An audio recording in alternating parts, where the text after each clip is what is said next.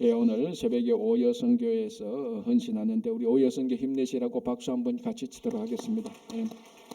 우리 지난 주간에 사여성교회도 참 잘해주셨고 오늘도 여여성 헌신하는데요. 확실한 건 이건 확실합니다. 목소리만 들으면 앞으로 한 70년은 더 사실 것 같아요. 목소리만 딱 들으면 옛날에 KBS 어린이 합창단보다 한 5살 정도 더 많은 수준. 하여튼 이 목소리가 아주 뭐라고 청아합니다. 예. 감사합니다. 일단 오늘 헌신해 주셨어요. 자, 오늘 우리 어제에 이어서 레위기 25장인데요. 자, 레위기 25장 8절을 제가 먼저 한번 봉독하겠습니다. 이렇게 되어 있습니다. 너는 7 안식년을 계수할지니 이는 7년이 7번인즉 안식년 7번 동안 곧 49년이라.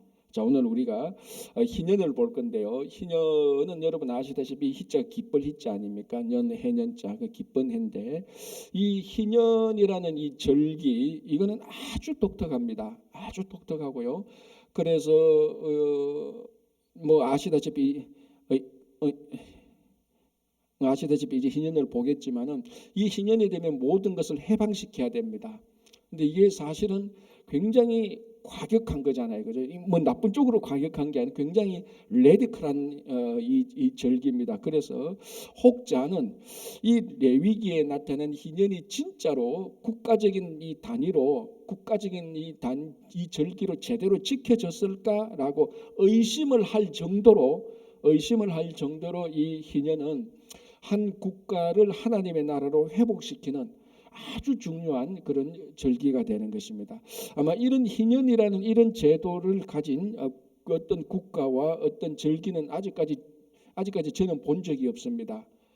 이게 본 적이 없을 수밖에 없는 게 이 희년은 사람의 아이디어에서 만들어내는 절기가 아닙니다. 정말 사람을 창조하시고 그 창조한 사람들을 회복시키게 하시고 이 회복되어야 될 하나님의 형상으로 이루어야 될 하나님 각 사람들이 이 사회와 제도의 불법으로 얽매여 있고 사람과 사람들이 억눌리고 핍박하고 착취당한 그것을 자유롭게 하시고 회복시키시는 하나님만이 이런 아이디어를 낼 수 있는 것입니다. 사람이 이런 아이디어를 낼 수 없는 것이죠. 그래서 이 희년 이것은 오늘날 어떤 국가도 이 희년을 지킬 수는 없지만 우리 성도들이 이 희년 안에 담겨져 있는 하나님의 마음 그것을 우리가 품고 우리가 할 수 있는 한 이 희년의 삶이 우리들에게 나타나야 되는 겁니다. 자, 그래서 희년이 이제 25장 8절인데요. 이 희년을 설명하는 그리고 희년을 카운트하는 기준이 안식년이라는 겁니다. 다시 볼게요. 8절 너는 7 안식년을 계수할지니 그러니까 언제가 희년이라는 이 희년을 카운트하는 그 기준의 단위가 안식년이라는 겁니다. 그래서 안식년은 25장 1절에서 7절 먼저 안식년을 얘기해 놓았죠. 그러니까 사실 쉽게 말하자면 희년이 뭔지 모르겠다 헷갈린다 그러면 안식년을 보면 되는 겁니다. 안식년 안에 희년의 본질이 사실은 다 들어가 있는 겁니다. 그래서 어제 마지막 부분에 이 안식년을 설명을 했는데 좀 급하게 설명을 하다 보니까 좀 설명이 좀 부족한 부분도 있는데 간단하게 안식년을 다시 설명하면요. 안식년은 글자 그대로 안식하는 겁니다. 그죠? 이거는 쉼이죠, 쉼. 그런데 이제 오늘날 많은 현대 우리들이 어떻게 착각을 하고 있는가 하면 쉬는 것은 내가 하고 싶은 대로 하고 내가 놀고 싶은 대로 노는 이런 우리들의 생각하고 일치시킵니다. 그러나 창세기에서부터 이 율법을 통하여서 안식일과 안식년을 규정하는 그 핵심은 쉼을 통하여서 사람이 노는 게 아니고 쉼을 통하여서 우리가 회복되는 겁니다. 근데 이제 회복되는 것이 어떻게 회복되느냐 하면 하나님과의 관계를 회복시키는 것이 제일 중요한 것입니다. 그런데 그게 안식일인데 이 안식일이 아니고 안식년은 하나님과의 사람과의 관계만 아니고 이 온 피조물을 다 회복시키는 그런 효과가 있습니다. 그래서 안식년은 땅을 이제 이스라엘 백성들이 가나안 땅에 이제 들어갈 것 아닙니까? 그러니까 이 안식년은 광야에서 지키지 않습니다. 안식년과 희년은 가나안 땅에 들어가서 그들이 정착해서 살게 될 때에 지키는 절기가 되는 것입니다. 그걸 이제 미리 얘기하는 거죠. 왜 안식년을 그 광야에서 못 지킵니까? 안식년 광야에서 6년 끝나고 그 7년째 지키면 되지 않습니까? 그런데 안식년의 핵심은 뭐냐면은 경작할 땅을 경작 안 하는 겁니다. 근데 광야에서는 자기들이 경작 안 하지 않습니까? 이리저리 다니니까. 그래서 한 곳에 정착해서 농가 밭에서 농사를 할 때 6년째 일하고 7년째 그 땅을 경작 안 하는 이 제도이기 때문에 이거는 가나안 땅에 들어가서 지킬 수밖에 없는 그런 제도죠. 그래서 안식년은 땅을 경작하지 않고 땅을 쉬도록 하는 겁니다. 7년째. 자, 그러면은 이 땅이 회복되지 않습니까?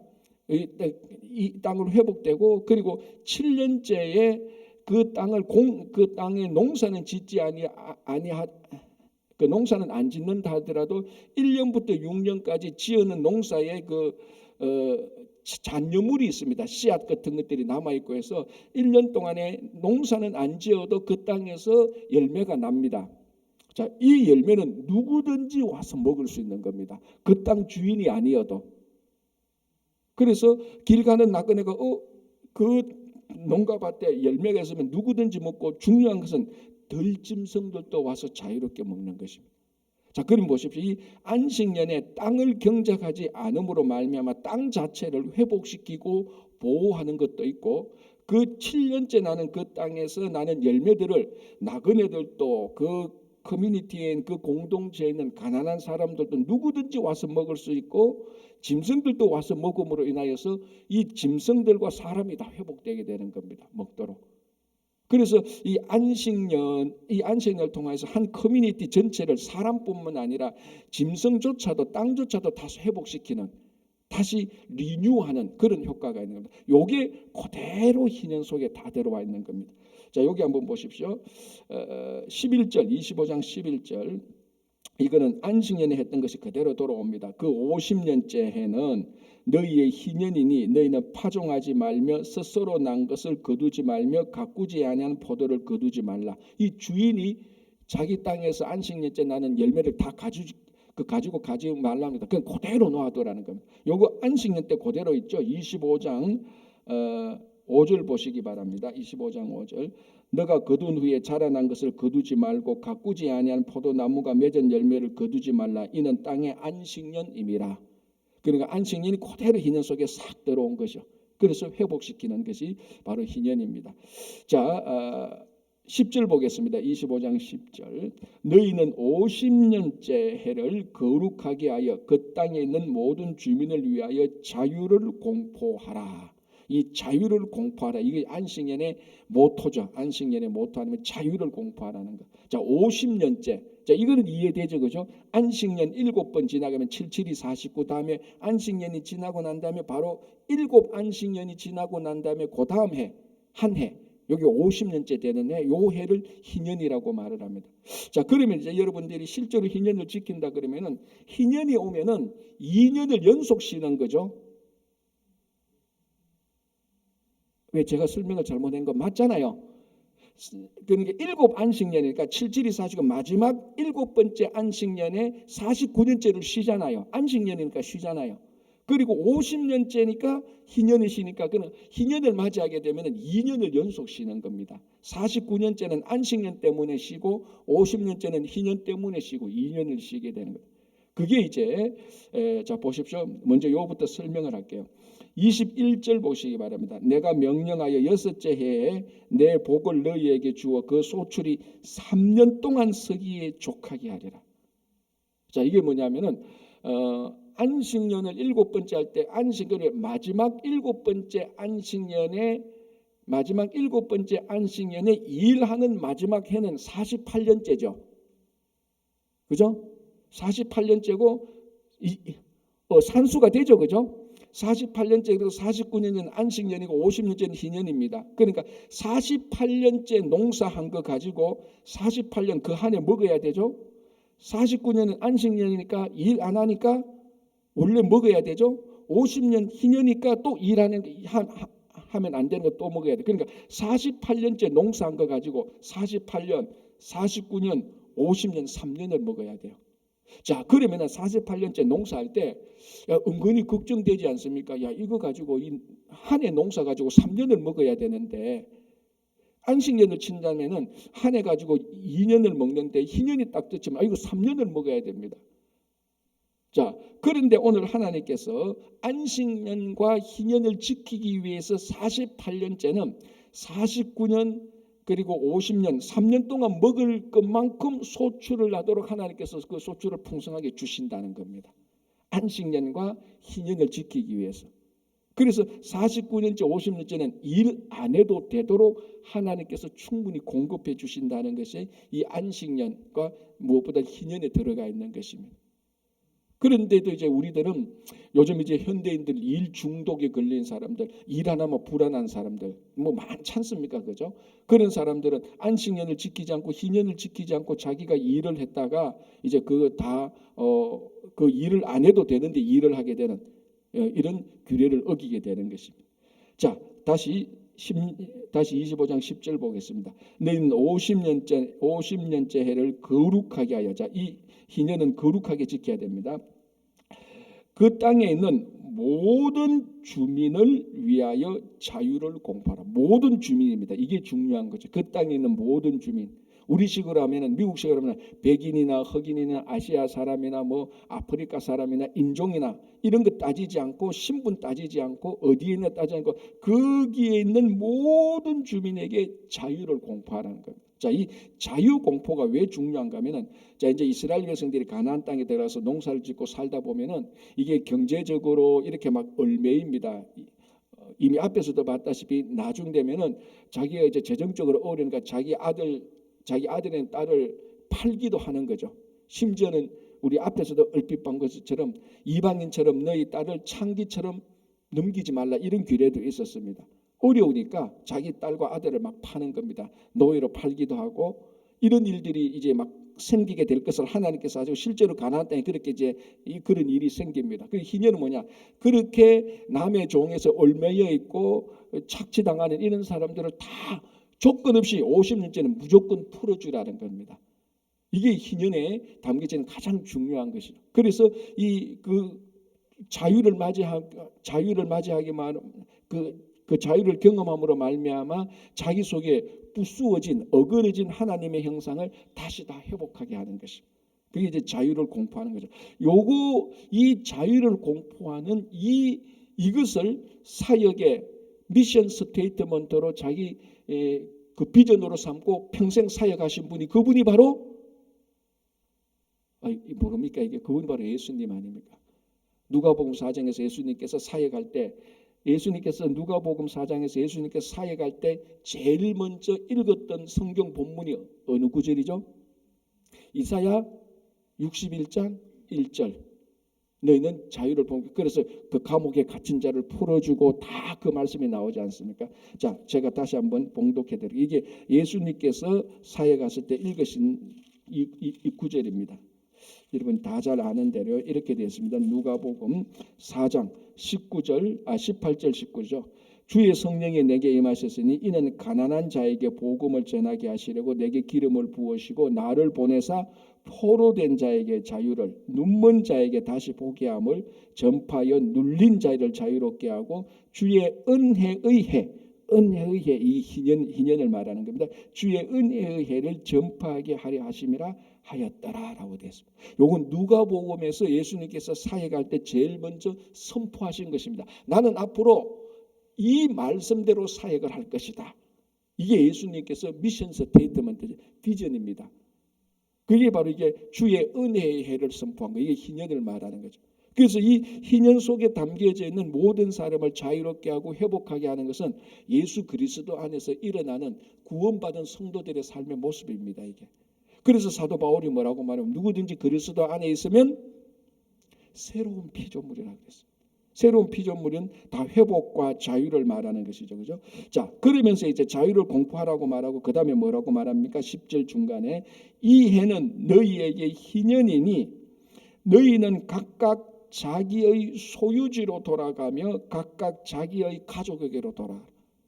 왜 소유지와 자기 가족에게 돌아갑니까? 아까 말씀드린 것처럼 여러 가지 재정적 이유로 인해서 남의 종이 되고 다른 사람의 타국에 가서 품꾼으로 일하게 되고 거류민이 되고 그 종이 되는 겁니다. 노예가 되는 겁니다. 그래서 희년이 되면은 각각 자기 소유지, 자기 땅으로 돌아가고 자기 가족에게로 돌아가는 거예요. 그래서 희년이 지난 그 다음에부터 새롭게 모든 것을 시작할 수 있습니다. 여기 중요하죠. 그래서 우리가 영어로 말하면 이게 바로 리뉴하는 겁니다. 그러니까 희년이 지나면은 무너지고 깨어지고 종되었던 품꾼되었던 모든 사람들이 희년을 맞이하면서 새롭게 모든 인생을 시작할 수 있는 겁니다.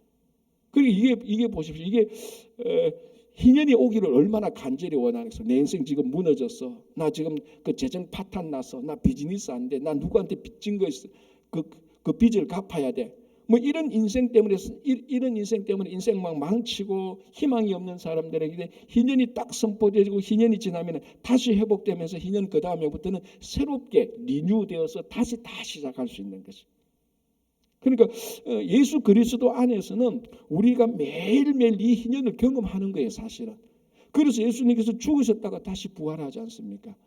그래서 우리가 궁극적으로 예수 그리스도를 진짜로 믿는다면은, 진짜 예수 그리스도의 부활을 믿는다면은 지금 우리 인생에 어떤 어렵고 낙담되고 좌절된 일이 있어도 이거 다시 부활할 거라는 것입니다. 희년처럼 다시 리뉴가 되는 겁니다. 그죠? 자, 11절 보겠습니다. 그 50년 전에는 너희에게 희년이니 너희는 파종하지 말며, 이제 이렇게 나오죠. 아까 안식년처럼 그렇게 해서 다시 그 땅을 회복시키는 겁니다. 자, 이제 여기에 대한 이제 구체적인 이제 규례가 나옵니다. 13절. 이 희년에는 너희가 각각 소유지로 돌아갈지니라. 내 이웃에게 팔든지 내 이웃의 손에서 사거든 너희 각 사람은 그의 형제를 속이지 말라. 그 희년 후에 연수를 따라서 너는 그 이웃에게 살 것이요 그도 소출을 얻을 연수를 따라서 내게 팔 것인즉, 연수가 많으면 너는 그것의 값을 많이 매기고 연수가 적으면 너는 그것의 값을 적게 매길지니 곧 그가 소출의 다소를 따라 내게 팔 것이라. 자, 이게 무슨 말인가 하면은, 자, 이제 사람들이 다 계산한단 말이죠. 희년이 몇 년 남았다. 희년이 그 희년 지나고 그 다음에는 희년이 앞으로 49년이 남게 되는 겁니다. 20년 지나면 희년이 30개, 그 희년이 30년 되고, 희년이 되면 모든 것을 다 풀어줘야 됩니다. 빚도 면제해줘야 되고, 내가 누구 땅을 샀으면 그 땅 다 돌려줘야 되는 거예요. 자, 그러면은 저같이 머리가 안 돌아가는 사람도 가만히 생각해 보면 됩니다. 야, 이거 내가 이 땅 팔았다가 희년 되면 다시 내 그 받을 건데 언제 적당히 언제 얼만큼 주고 이 땅을 팔고 내가 돈 가졌다가 희년 되고 내 땅을 언제 찾을 수 있겠지? 이 잔머리 돌리는 사람이 얼마나 많이 생기겠습니까?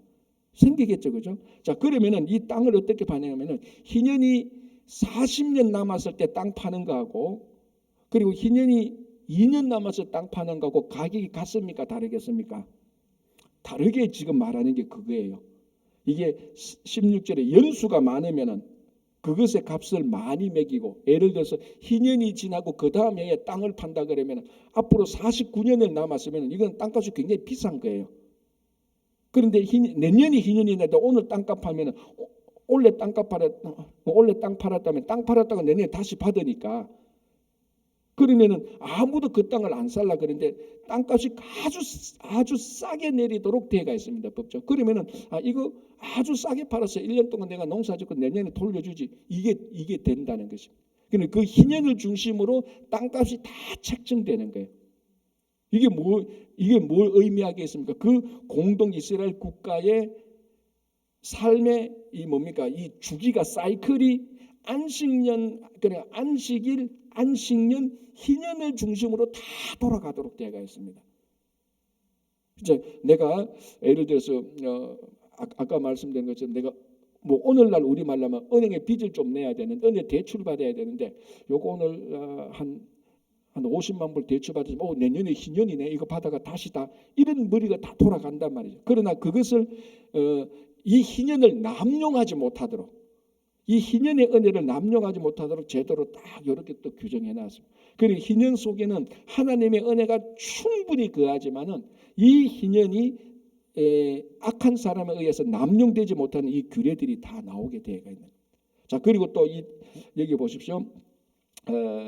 16절에 15절에 그 희년의 연수를 따라서 너는 이웃에게 살 것이 그도 소출을 얻을 연수를 따라서 내게 팔 것이라. 그런데 이 땅을 보면은 우리 비즈니스도 그렇지 않습니까? 뭐 세탁소나 네일 가게 인수할 때 여기에 하루 매출이 얼마 됩니까? 라고 말할 때 그 가게를 파는 사람은 매출을 올리고 싶죠. 그래야 이 가게를 많은 좋은 값에 팔 수 있으니까.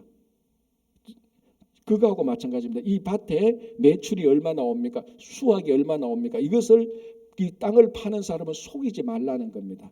이제 그 내용이 나오는 거예요. 그래서 이 땅을 팔 때에 희년이 얼마 남았는 것을 기준으로 하고 그 땅에서 그 밭에서 수확이 얼마 나오느냐 그거를 이제 기준으로 팔게 되는데 보십시오. 여기서 17절 너희 각 사람은 자기 이웃을 속이지 말고 희년이 몇 년 남았다는 것은 속일 수가 없습니다. 그죠? 그러나 그 땅의 수확이 얼마 나왔다는 것은 충분히 거짓말로 살살 속일 수가 있죠. 그런데 여기서 17절에 보면 자기 이웃을 속이지 말라라고 말합니다. 자, 그래 놓고 무슨 말이 나오는가 하면요. 이 구절이 중요한 거죠. 너희의 이웃을 너는 17절에 너희 각 사람은 자기 이웃을 속이지 말고 너 하나님을 경외하라는 겁니다. 자, 이게 무슨 말입니까? 하나님을 경외하는 것하고 이웃을 속이는 것하고 별개다 아니다. 별개가 아니라는 거죠. 그러니까 하나님을 경외하는 것은 우리 일상적인 삶 속에 하나님을 경외하는 것이 어떻게 삶 속에서 나타나는가 하면 다른 사람에게 거짓말을 하지 말고 이웃을 속이지 말라는 것입니다. 이 레위기는 가장 거룩한 책 아닙니까? 그렇죠? 우리가 지금 이제 25장, 이제 26장, 27장 가면 레위기가 끝납니다. 27장까지 있으니까 이 레위기의 가장 거룩한 진짜로 뭐 어렵고 지겨울 만큼 거룩한 규제 이 계명들이 많았습니다. 제사로부터 시작해서 제사장의 규례가 있고 절기의 규례가 있고 그 모든 것이 다 거룩과 정결이었습니다. 그런데 이 거룩과 정결이라는 것이 이스라엘 백성들이 가나안에 들어가서 살아가야 될 일상의 삶하고 전부 다 철저하게 얽혀 있다는 것입니다. 그러니까 하나님께 거룩이 내 일상의 거룩하고 100%다 직결되어 있다는 것. 이것이 구약 성경에 나타난 신앙의 가장 중요한 정신 가운데 하나입니다.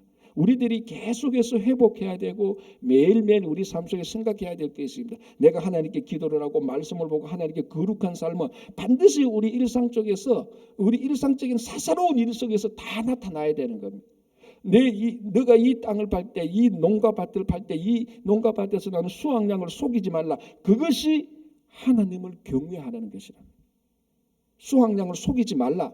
그것이 네가 하나님을 경외하는 것이다라고 지금 얘기를 하고 있는 것입니다. 그렇죠? 자, 이제 여기서 18절에서 22절 아까 제가 먼저 말씀드린 것처럼 48년째 이 농사 가지고 48년째 수확 가지고 48년, 49년, 50년 3년 동안 먹도록 하나님께서 해 주실 테니까 걱정하지 말고 안식년을 지키고 희년을 지키라는 것입니다. 그렇죠? 자, 23절 보시기 바랍니다. 23절 토지를 영구히 팔지 말 것은 토지는 다 내 것임이라. 자, 여기서 내 것은 누구 것입니까? 하나님 것이죠. 그래서 성경에서 땅에 대한 가장 중요한 규례가 바로 이겁니다. 토지는 누구 것? 하나님의 것입니다. 이게 이제 자칫 잘못하면은 이게 이제 삐딱하게 되면은 이제 사회주의, 공산주의 비슷하게 흘러가는 겁니다. 그런데 사회주의, 공산주의는 그 공산당의 것으로 만들고 국가 전제주의로 만들어 나가지만 성경은 분명히 말합니다. 이 땅은 어떤 그룹이나 어떤 국가나 어떤 민족이나 어떤 당의 땅이 아니다. 이 땅은 여호와 하나님의 것이라는 겁니다. 요걸 사람들이 이데올로기로 포장해가지고 사회주의를 만들어서 국가가 땅을 다 소유하게 하고 오늘 성경은 분명히 말합니다. 땅은 국가의 것도 아니라는 겁니다. 여호와 하나님의 것이라는 겁니다. 자, 그래서 이것이 가장 중요한 성경에 나타난 땅에 대한 가장 중요한 규례고요. 자, 거기에 대해서 뭐라고 말합니까? 토지를 영구히 팔지 말라. 왜? 내가 이 땅을 판다는 것은 소유자가 그 땅을 파는 것 아닙니까? 그런데 이 땅의 소유자는 하나님인데 사람이 이 땅을 팔 수가 없다는 것입니다. 그래서 희년이 되면 돌려보내고 다 이렇게 하는 겁니다. 그죠? 자, 이제 그 다음 구절이 또 아주 중요한 건데요. 다시 볼게요. 23절. 토지를 영구히 팔지 말 것은 토지는 다 내 것임이니라. 너희는 거류민이요 동거하는 자로서 나와 함께 있다라고 말합니다. 맞죠? 왜? 이 땅은 하나님의 것이니까. 하나님의 것에 살고 있는 모든 사람은 나그네입니다. 자기 땅이 아닌 곳에 머물고 있는 사람을 우리가 뭐라고 말합니까? 그걸 나그네라고 말하죠. 그래서 오늘 여기서도 거류자다, 거류하는 사람이고 동거하는 사람이라고 말합니다.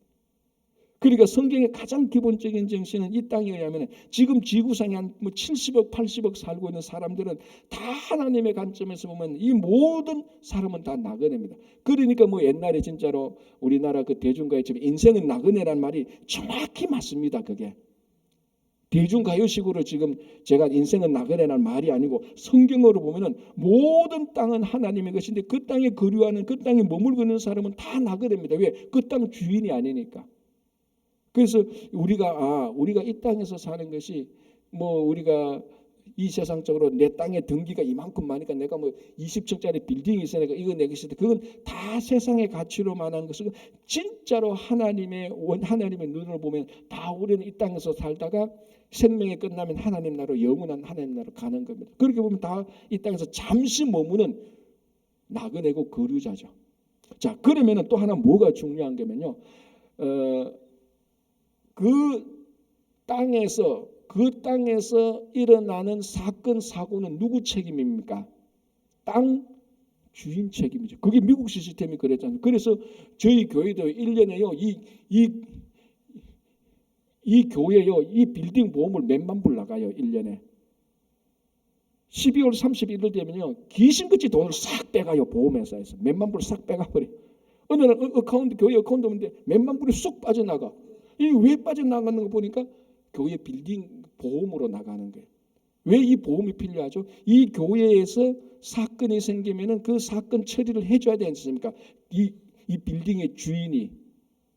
무슨 말인가 하면은 이 땅은 전부 다 하나님의 것입니다. 그래서 그 땅에서 일어나는 사건 사고의 책임은 누굽니까? 사실은 하나님이라는 것이 사실은. 그래서 그 땅에서 살고 있는 하나님의 자녀들을 그 땅 주인인 하나님께서 우리를 보호하는 겁니다. 인도하는 것이죠. 그게 이 땅에 관하여서 일어난 가장 중요한 기본입니다. 이게 희년하고 같이 돼야 되는 겁니다. 그래서 이 땅의 주인이 그 땅의 주인인 하나님께서 이 규례를 만드니까 이 땅에서 살고 있는 너희들은 50년째 되면 그 품꾼과 노예들 다 돌려보내라.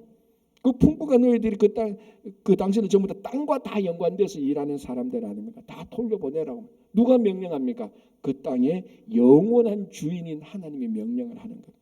그래서 우리는 이 땅에서 나그네로 살지만은 하나님께서 이 땅의 소유자인 하나님께서 이 나그네와 사는 우리들을 보호하고 인도하시고 필요한 것들을 공급하시는 겁니다. 자, 우리 집에 손님이 왔습니다.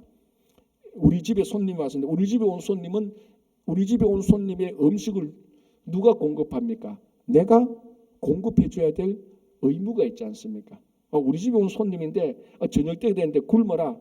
그렇게 말하지 없지 않습니까? 뭔가 밥이라도 하든지 뭔가 해서 음식을 먹여야 되는 겁니다. 그래서 이 땅의 주인인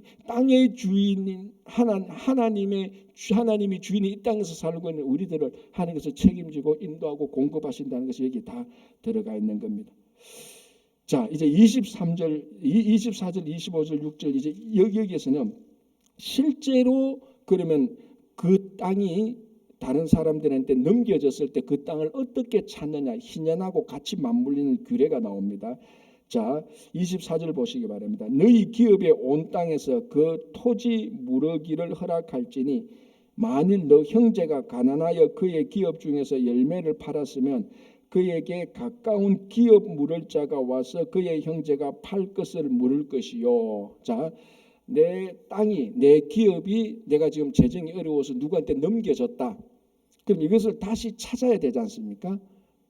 그럼 어떻게 다시 찾는가? 오늘 이 본문에 보면 세 가지 방법이 있습니다. 첫 번째는 내 기업이 다른 사람에게 넘어갔는데 내가 지금 그 기업을 찾을 어떤 힘이 없다, 재정적 여유가 없다. 그럼 누가 찾아야 됩니까? 이 사람은 나에게 가장 가까운 친척이 그 기업을 찾아올 수가 있습니다. 요 사건이 일어난 게 어느 사건이죠? 룻기지 않습니까? 룻기의 시어머니 나오미의 남편 엘리멜렉이 이제 그러니까 그 모압 땅에 가서 다 죽고 난 다음에 다시 돌아오지 않습니까? 다시 돌아왔을 때 보아스가 가장 가까운 친척에 되어서 그 땅을 다시 다 물읍니다. 그거하고 똑같습니다. 그렇게 해서 그 땅을 다른 사람에게 넘어가지 않도록 그렇게 해놓는 겁니다. 여기 첫 번째고, 두 번째는 그런데 내 주변에 있는 친척도 그 땅을 물을 마음도 없고 물을 능력도 안 돼. 그러면 어떻게 합니까? 26절에 만일 그것을 물을 사람이 없고 자기가 부유하게 되어 물을 힘이 없으면 그 파네를 계수하여 그 남은 값을 산자에게 주고 자기 소유지로 돌릴 것이다. 그러면 좀 기다렸다가 자기가 재정이 좀 되면은 희년하고 계수해서 얼마 남았느냐 해서 그 땅을 다시 사라는 겁니다. 근데 요것도 안 된다. 그러면 어떡합니까? 마지막 방법이 있죠. 이거는 확실한 방법입니다. 뭡니까? 희년까지 기다리라는 겁니다. 그럼 희년까지 기다리면 희년이 되면 다시 다 물어주니까. 그래서 희년이 여기에 나오는 겁니다. 그래서 희년이 되면은 내가 못해도 내 주변의 사람들이 못해도 희년이 되면은 자동적으로 그 땅이 다시 내게로 돌아와서 51년째 희년 다음 주부터는 새롭게 또 시작할 수 있다는 거죠. 그래서 아까 말씀드린 것처럼 희년은 계속해서 넘어지고 깨어지고 뭐 박살난 우리 인생을 희년이 되면 다시 살리는 겁니다. 그것이 바로 예수 그리스도 안에서 그대로 일어나는 일들이죠. 이제 그 다음부터 또 몇 가지 규례들이 29절부터 쭉 나오는데요. 오늘 뭐 이미 시간이 많이 갔으니까 우리 다음 주에 보도록 하고, 이것도 설명하면 또 설명이 길어지니까 중요한 것은 희년은 우리들을 다시 회복시키는 겁니다. 그리고 희년은 어떻게 합니까? 우리를 다시 시작할 수 있도록 우리에게 은혜를 주는 겁니다. 그래서 여러분, 그리고 이 희년이 예수 그리스도 안에 일어나니까 우리는 이 구약의 제도처럼 50년이 있어서 다시 회복되고 50년이 있어서 다시 리뉴되는 게 아니고 우리는 그리스도 안에 있으면 매일매일 희년을 우리가 경험하게 되는 것입니다. 그래서 희년 대신은 그리스도 안에서 지금 여러분 뭐 낙담되고 좌절되고 포기한 것들이 다시 다 회복되시기를 간절히 바랍니다. 자, 오늘 제가 또